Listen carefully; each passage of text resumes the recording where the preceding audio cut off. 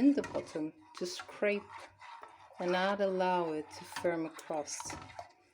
Otherwise it will adhere to the pot and it will burn. And you can feel it while you pass the spoon. It looks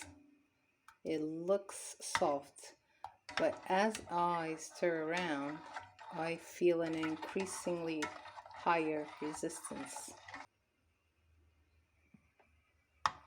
Look at this. Can you see it? It is as if it stays on top. It's thickening up, and that's the purpose. It's to thicken it up. Oops. Have you seen it? Are you seeing that moving without me touching? That's water boiling.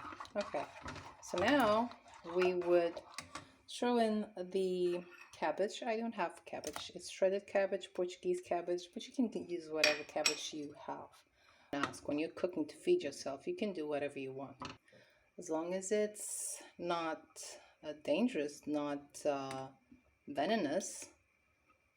Taste and the ingredients are up to you.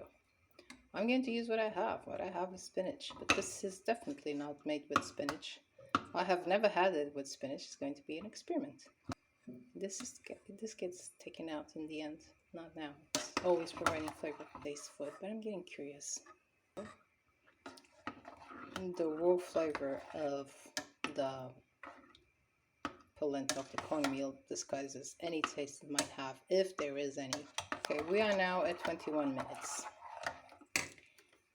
But I'm going to increase this to 30 again, because even though the corn was already here, the cabbage wasn't.